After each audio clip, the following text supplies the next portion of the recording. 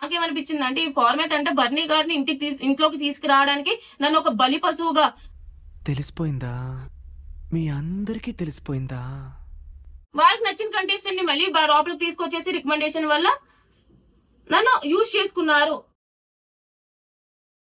So Saturday Sunday episode లో నేనైతే కనిపించను, అసలు స్టేజ్ పైకి వెళ్ళను, ఏవి కూడా నాకు లేదనమాట.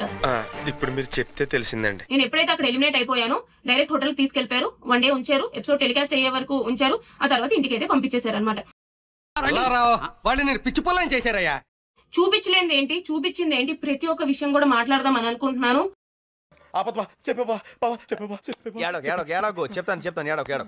డేంజర్ జోన్ కి వైల్డ్ స్టోన్స్ వచ్చి టాస్క్లు పెడతారు, దాని వల్ల ఎలిమినేట్ చేస్తారని అస్సలు ఊహించలేదన్నమాట. అక్కడ మొదలైంది రచ్చ. నాకేంటో నిజంగానే కొంచెం అన్ఫేర్ ఎక్కడో జరిగిందేమో అని అనిపించింది అనమాట. ఇట్స్ నాట్ ఏ స్టేట్మెంట్ కానీ. అవును సార్, నేను అదే ఫీల్ అవుతున్నాను. బిగ్ బాస్ బజ్ అయ్యే వరకు కూడా బజ్కి నువ్వు రెడీ అవ్వు అని అనే వరకు నేను ప్రాంక్ అని అనుకున్నా.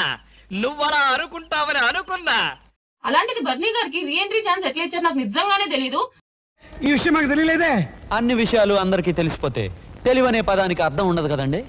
అక్కడ ఎవరైతే గేట్ ఓపెన్ చేస్తారో వాళ్ళు ఏమన్నారంటే బర్నీ గారికి, ముందులో వచ్చేకండి ఈసారి అయినా సరే బాగా ఆడంటే ఉంటారు కదా, ఆల్ ది బెస్ట్ అని చెప్పారు.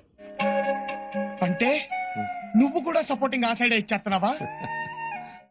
ముందట్లా కాదు, ఈసారి గేమ్ ఆడండి, మీరు తప్పకుండా ఉంటారు కదా ఈసారి, ఆల్ ది బెస్ట్ అంటే ఇండైరెక్ట్ గా ఆయన ఉంటారు అన్నట్టు. నువ్వు చాలా షార్ప్ రా, అందుకే అంత లేట్ గా క్యాచ్ చేసావు. Thank you sir. ఒక రకంగా వాళ్ళు బర్నీ గారు ఉంచడానికి ఇదంతా చేశారు అనే డౌట్ నాకు వచ్చింది అనమాట. మీకు ఆ డౌట్ ఎందుకు వచ్చింది సార్? వస్తాయి.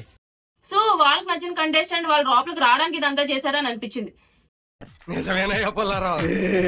ఇప్పుడు కూడా ఏవి ప్రిపేర్ చేసి ఎందుకనేది నాకు చూపించట్లేదు. డోంట్ ఐ డిజర్వ్ ఏవి?